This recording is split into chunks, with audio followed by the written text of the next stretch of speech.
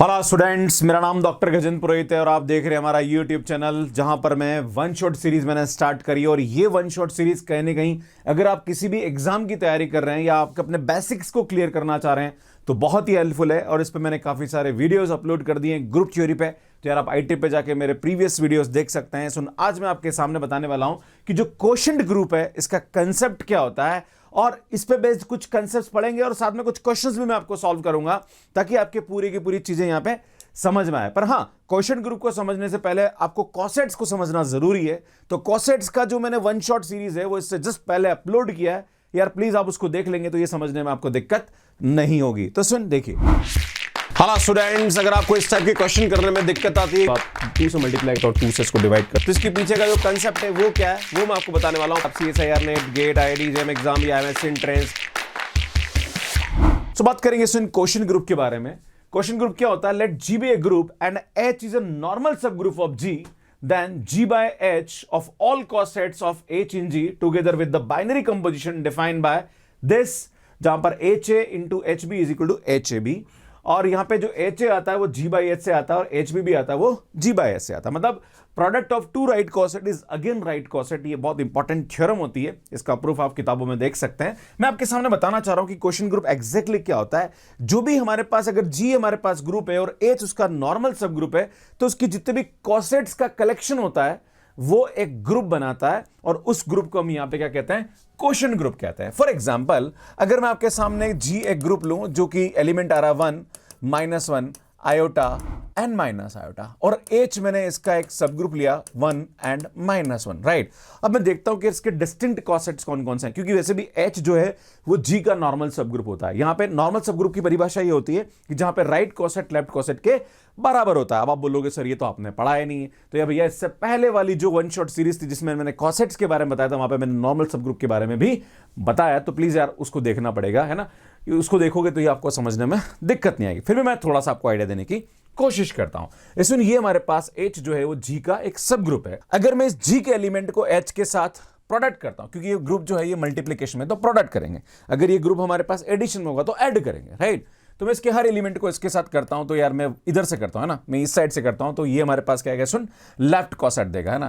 तो ये 1 से करा, तो जैसे आप इस H को 1 से करोगे तो यार ये 1 एंड -1 आ जाएगा। फिर मैं इसको -1 से करता हूं, तो बेटा जैसे -1 से करोगे तो ये -1 आ जाएगा, राइट। फिर मैं इसको क्या करता हूं? इसको आयोटा से करता हूं, तो जैसे आप आयोटा से करोगे तो आयोटा एंड माइनस आयोटा आ जाएगा। बेटा जैसे मैं इसको माइनस आयोटा से करता हूं, मैं चारों एलिमेंट से करना है ना, इसके चारों एलिमेंट को इससे मल्टीप्लाई करना है, राइट, है ना। तो यार ये कॉसेट्स होता है, this is known as a coset. So यार ये हमारे पास इसकी वैल्यू हो जाएगी। अगर मैं इसको इधर से मल्टीप्लाई करूं, मैंने क्या करा, इसको यहां से मल्टीप्लाई, अब मैं इसको ऐसे मल्टीप्लाई करूंगा तो भी यही आएगा। अगर मैं इसको यहां से ऐसे मल्टीप्लाई करूं तो भी यही आएगा, राइट, है ना। अल्टीमेटली वैल्यू सेम आएगी, है ना, ठीक है ना। और जब भी नॉर्मल सब ग्रुप होता है तो उसका राइट कॉसेट लेफ्ट कॉसेट के बराबर होता है ना। तो यार ये हमारे पास क्या राइट कॉसेट है, ये हमारे पास क्या है लेफ्ट कॉसेट है, और दोनों ही बराबर है। अब सुन, यहाँ पे डिस्टिंक्ट कॉसेट कौन कौन से ये देखते हैं, है ना। तो आप देख रहे हो सुन, यार ये दोनों जो है अगर आप देखेंगे तो यार ये दोनों तो सेम कॉसेट्स आ रहे हैं और ये भी हमारे पास क्या आ रहे हैं भैया? सेम कॉसेट आ रहे हैं, है ना। आप देखोगे तो ये 1 -1 दे रहा, 1 -1 दे रहा, ये भी आयोटा माइनस आयोटा है, तो ये दोनों सेम है, ये दोनों सेम है। तो डिस्टिंक्ट कॉसेट की बात करी जाए तो यार ये हमारे पास आएगा एक तो 1H, या मैं इसको पीछे लिख दूं अगर आपकी इच्छा है कि देखो अल्टीमेटली ये लिखो बात बराबर है। तो चलो मैं इसको लिखता हूं H1 और एक हमारे पास आ रहा H आयोटा, है ना। ये यहां पर डिस्टिंक्ट कॉसेट का कलेक्शन आ रहा है और इसको हम लिखते हैं यहां पे, अगर मैं ये G और ये तो सुनिए G by H आएगा। इसको हम लिखते हैं G by H में दो हमारे पास डिस्टिंक्ट कॉसेट आ रहे हैं, इसको हम यहाँ पे ऐसा लिख सकते हैं। आपकी इच्छा है कि नहीं सर मेरे को तो ये और ये लिखना, तो आप ये भी लिख सकते हैं। आपको इच्छा है कि सर मेरे को ये दोनों लिखना, लिख सकते हो, कोई भी दो ले लीजिए, अल्टीमेटली वैल्यू हमारे पास यहाँ पे सेम आएगी। अब समझने की कोशिश करें। सुन, ये जो हमारे पास आ रहा है अगर मैं इसको थोड़ा सा इज्जत से लिख लूं तो यार ये H एंड H आयोटा आ रहा है, राइट। ये जो है ये भी एक ग्रुप बनाएगा। अब आप बोलोगे सर ग्रुप कैसे बनाएगा?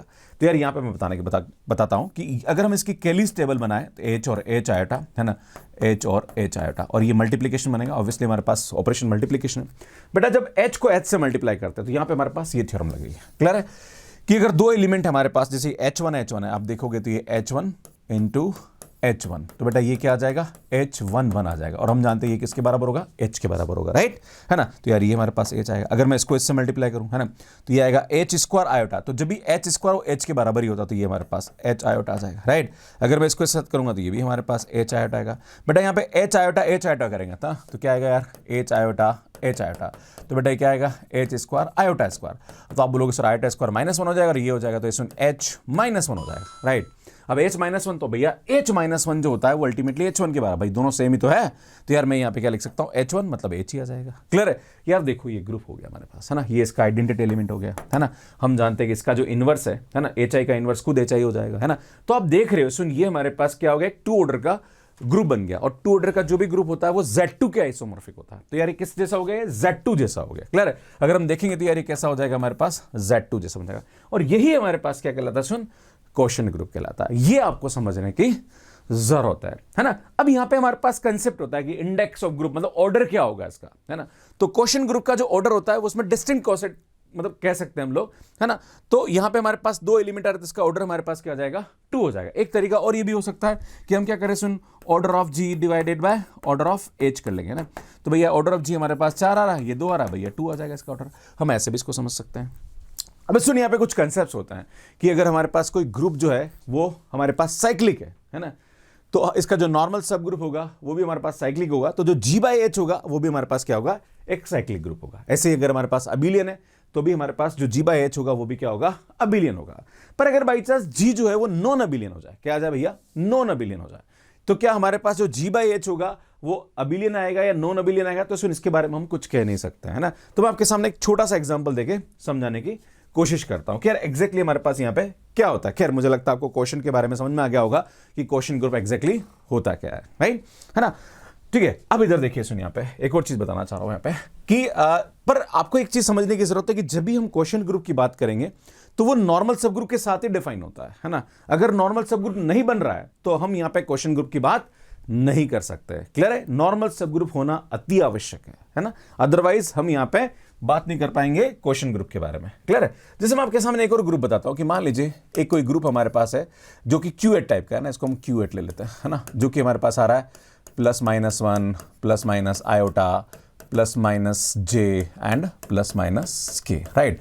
और मैंने इसका H एक सब ग्रुप लिया जिसको मैंने ले लिया +-1, चलो +1 -1 आयोटा एंड आयोटा, राइट, ये आएगा। क्लियर है। अब मैंने आपको जब कॉसेट्स पढ़ाया था तब मैंने आपको बोला था कि अगर इस H को इन दोनों एलिमेंट से मल्टीप्लाई करें जो कि H के ही हैं तो खुद H के बराबर ही होता है ना, समझ रहे हो।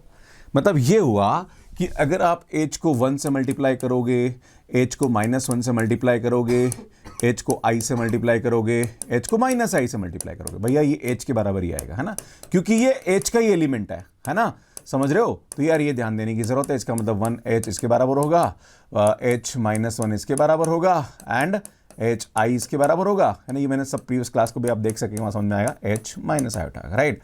ये आपको समझने की जरूरत है ना, क्योंकि देखो यहाँ पे कितने एलिमेंट है, 8 एलिमेंट है। तो 8 एलिमेंट को इसके साथ मल्टीप्लाई करके हम कॉसेट्स निकालते हैं कि भाई इसके डिस्टिंक्ट कॉसेट कैसे हो रहे हैं, है ना। तो भैया 4 तो आपको समझ में आ गए, है ना, जो कि H के बराबर होगा तो एक ही कॉसेट देगा।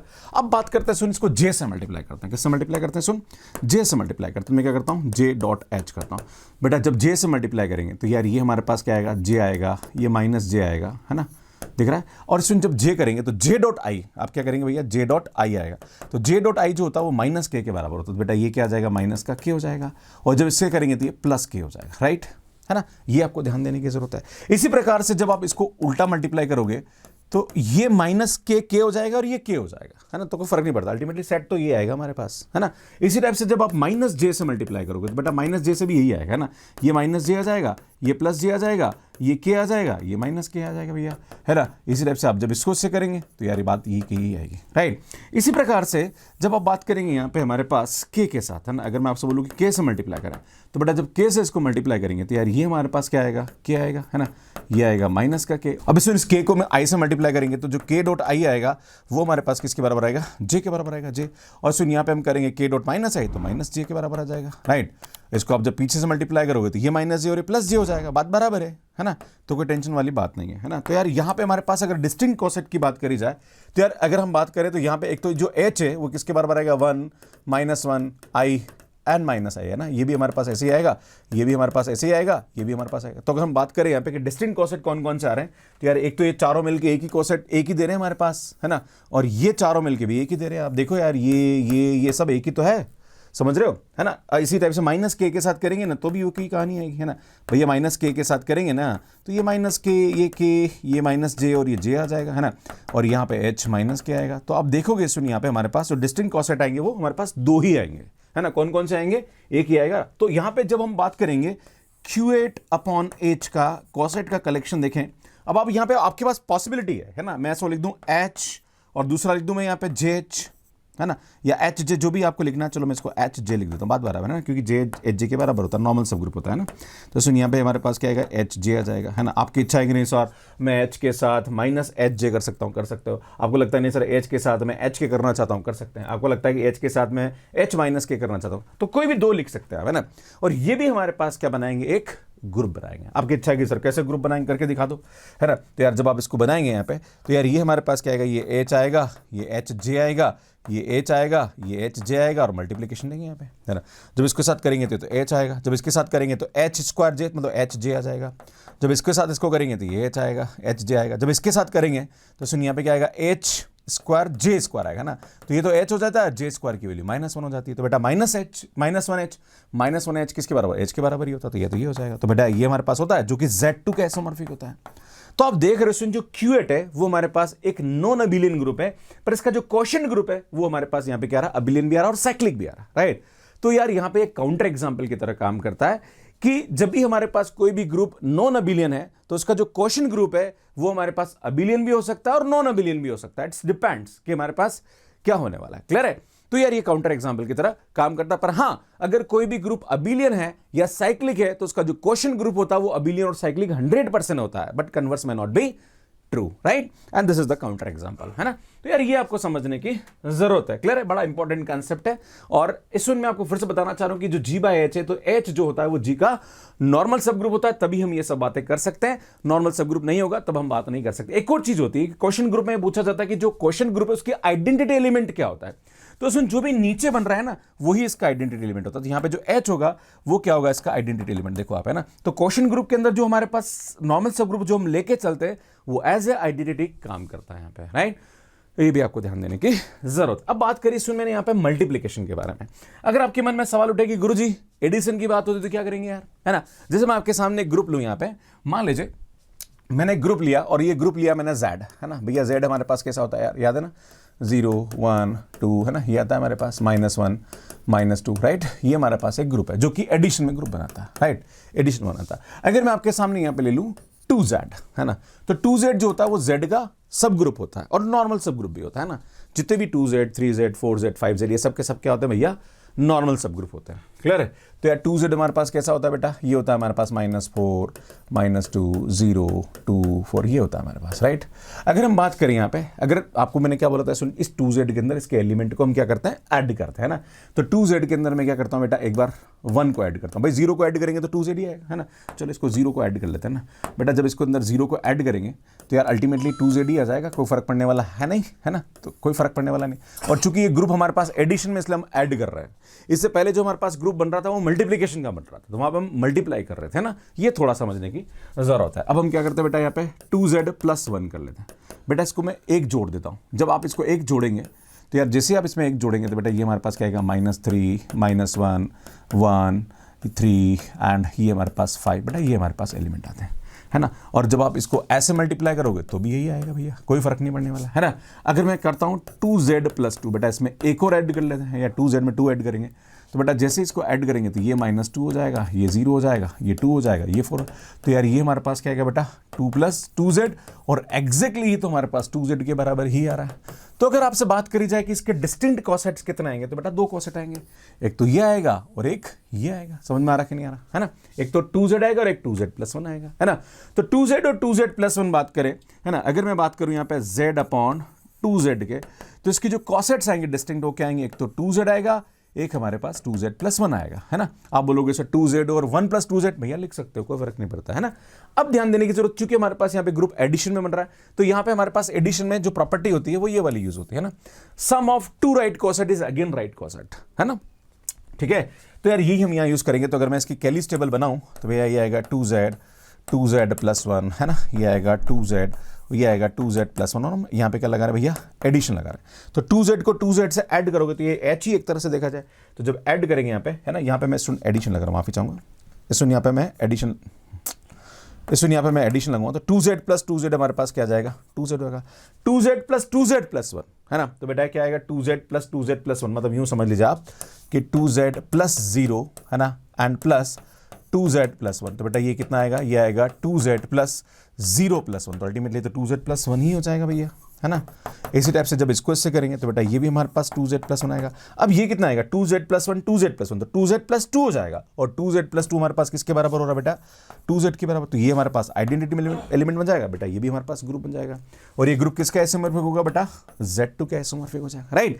तो यार ये क्वेश्चन ग्रुप का हमारे पास कंसेप्ट होता है कि अगर हमारे पास G ग्रुप है और H इसका नॉर्मल सब ग्रुप है, तो G बाय H के जितने भी डिफरेंट कॉसेट्स होते हैं वो भी एक ग्रुप बनाते हैं, और इस ग्रुप को हम यहाँ पे क्या बोलते हैं, क्वेश्चन ग्रुप बोलते हैं, और उसका जो डिनोमिनेटर होता है वो उस ग्रुप का एज ए आइडेंटिटी की तरह काम करता है। देखो स्टूडेंट ये समझना जरूरी, क्योंकि जब हम होमोमॉर्फिज्म पढ़ेंगे, जब हम आइसोमॉर्फिज्म पढ़ेंगे, तो वहां पे जब हम फंडामेंटल थ्योरम यूज करेंगे तो आपको कर्नल के बारे में आइडिया होना चाहिए। और कर्नल जो होता है, मतलब कर्नल की बात यहाँ पे ये होती है कि जो भी हमारे पास क्वेश्चन ग्रुप होता है, तो जो भी डिनोमिनेटर में जो आता है वो हमेशा एक नॉर्मल सब ग्रुप होता है।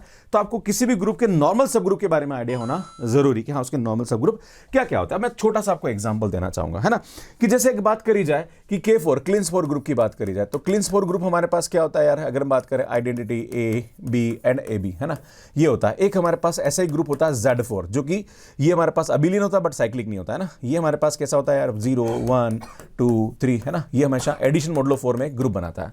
अगर आपसे पूछा जाए कि इसके नॉर्मल सब ग्रुप कितने होंगे, तो यार यहां पे एक और चीज समझने की जरूरत है कि कोई भी ग्रुप है ना, कोई भी ग्रुप है उसके दो नॉर्मल सब ग्रुप तो हमेशा होते ही हैं। कौन कौन सा, एक तो वो खुद और एक आइडेंटिटी, है ना। तो एक तो हमारे पास क्या आता भैया, आइडेंटिटी आता है ना, और एक हमारे पास खुद क्या आता बेटा, H1 ले लूं तो H2 जो होगा वो हमारे पास क्या आएगा, K4 आएगा, है ना। ये ध्यान देने की जरूरत है। इसका मतलब ये हुआ कि जब हम मैं K4 अपॉन आइडेंटिटी करूं तो ये भी एक क्वेश्चन ग्रुप डिफाइन होता है जो कि K4 के बराबर ही होता है। और अगर मैं बात करूं यहां पे कि K4 अपॉन K4 की बात करें तो यार बेटा ये हमारे पास क्या होता है, Z1 होता है, जो कि मतलब Z1 का आइसोमॉर्फिक होता है, और ये भी हमारे पास एक क्वेश्चन ग्रुप होता है ना, क्योंकि दोनों नॉर्मल सब ग्रुप होते हैं।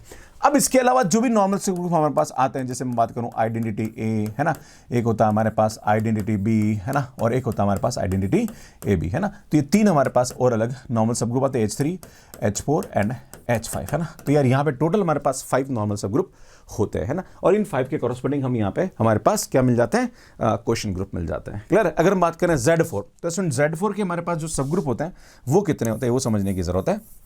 तो Z4 की बात करी जाए तो Z4 के हमारे पास इसके डिवाइजर्स होते हैं सब ग्रुप, एक तो Z1 होगा, है ना, क्योंकि होगा ही, एक Z4 खुद होता है, और एक Z4 को डिवाइड करने वाला कौन सा होता है, Z2 होता है, मैं 4 को डिवाइड करने वाला, है ना।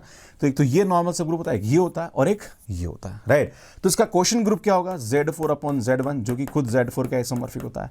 एक होता है हमारे पास Z4 अपॉन Z4, जो कि खुद Z1 का आइसोमॉर्फिक होता है, और एक होता है हमारे पास Z4 अपॉन Z2, जो कि Z2 के आइसोमॉर्फिक होता है। ये समझाने का मेरा मेन ऑब्जेक्टिव है कि जब भी हमारे पास कोई भी ग्रुप प्राइम ऑर्डर का होता है, देखो ये प्राइम ऑर्डर का नहीं है, पर अगर मैं बात करूं यहां पे प्राइम ऑर्डर का ग्रुप ले लो, जैसे मैं बात करूं Z5, है ना, मान लीजिए Z5 हमारे पास कोई ग्रुप है ना, जो कि 0 1 इस टाइप से हमारे पास एलिमेंट आ रहे हैं, 3 4 एंड यहां पे हमारे पास एडिशन मॉडुलो 5 है ना। अगर आपसे बोलो कि इसके सब ग्रुप कौन कौन से, तो भैया इसके सब ग्रुप दो ही होंगे, एक तो Z1 होगा और एक Z5 होगा। भैया जब भी हम बात करेंगे नॉर्मल सब ग्रुप क्या होता है, पहले सब ग्रुप होता है, फिर उसके बाद नॉर्मल सब ग्रुप की बात करते हैं, राइट।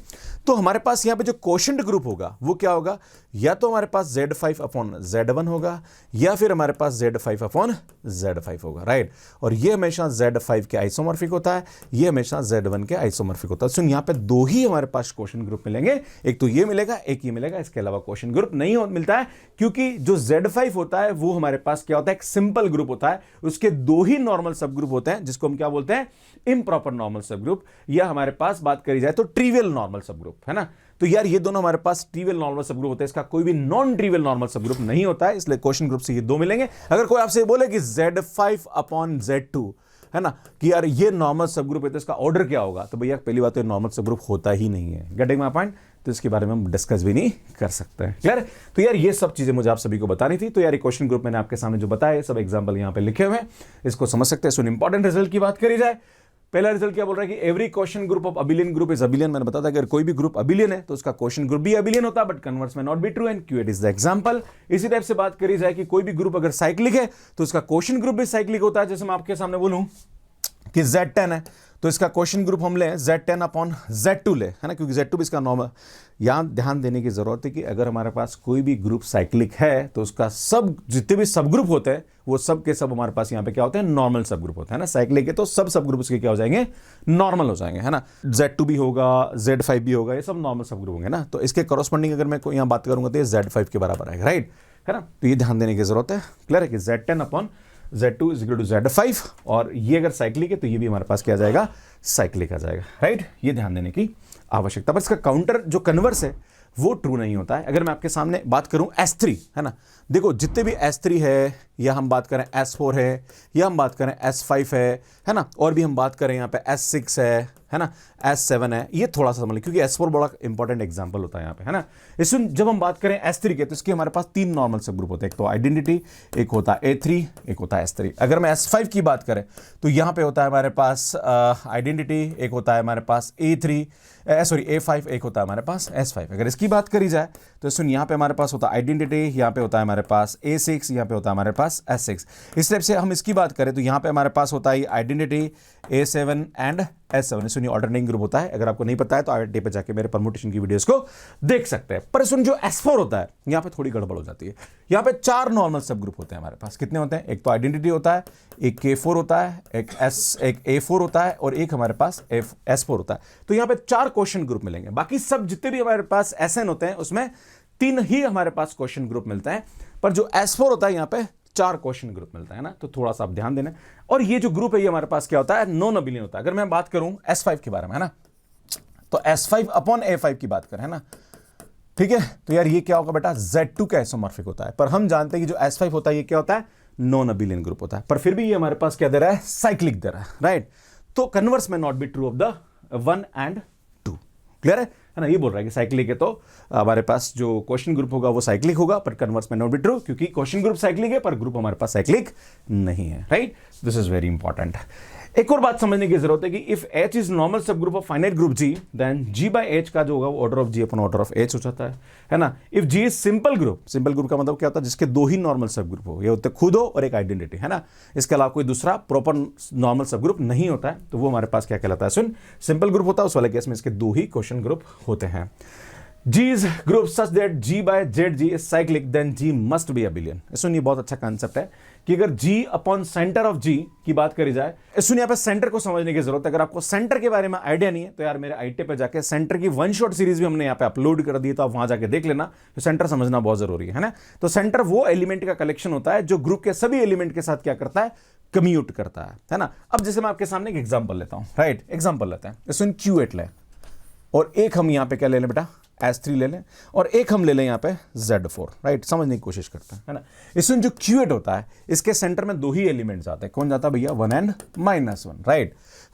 तो अगर हमें बात करें तो यार यहाँ पे 2 पॉसिबिलिटी हो सकती है, क्योंकि ये हमारे पास 8 ऑर्डर का है, ये हमारे पास 2 ऑर्डर का है। तो यार बात करी जाए तो यहाँ पे 4 ऑर्डर का हमारे पास एक क्वेश्चन ग्रुप मिलेगा। अब 4 ऑर्डर के हमारे पास 2 हो सकते हैं, एक तो हो सकता है Z4, एक हो सकता है हमारे पास K4।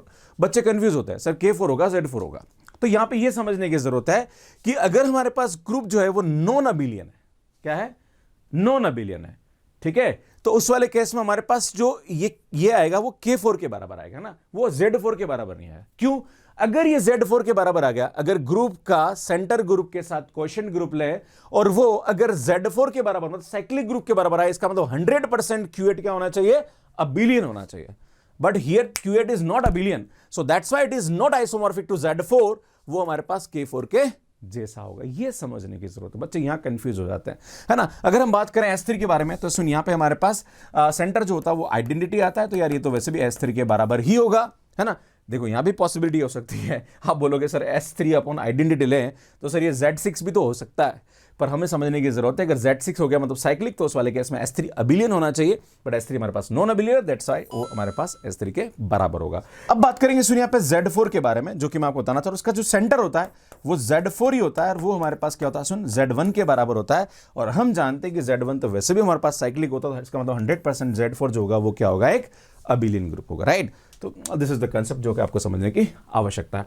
इसमें बात करते हैं, let G be the non abelian, भैया नॉन अबिलियन है, समझ रहे हो, then G by Z G can not be, है ना। तो यार देखो अगर जी हमारे पास नॉन अबिलियन है तो जी बाय जेड जी कभी भी साइक्लिक नहीं हो सकता है, समझ रहे हो। इसका मतलब इसका ऑर्डर 13 तो नहीं हो सकता है, समझ रहे हो, मतलब क्या बोल रहा है, कैन नॉट बी, मतलब 13 इसका ऑर्डर नहीं हो सकता, 11 इसका ऑर्डर नहीं हो सकता, 10 और 12 हो सकता है, क्योंकि 10 ऑर्डर और 12 ऑर्डर का नॉन साइक्लिक होता है हमारे पास, right. So that's why A and B is the correct answer. Next बात करेंगे the order of element of 6 + 5 in the group Z8/6। तो सुन ये तो हमारे पास क्या होता है, आइडेंटिटी। मैंने आपको बोला था कि जब भी क्वोशिएंट ग्रुप की बात होती है तो डिनोमिनेटर जो होता है वो हमेशा आइडेंटिटी की तरह काम करता है।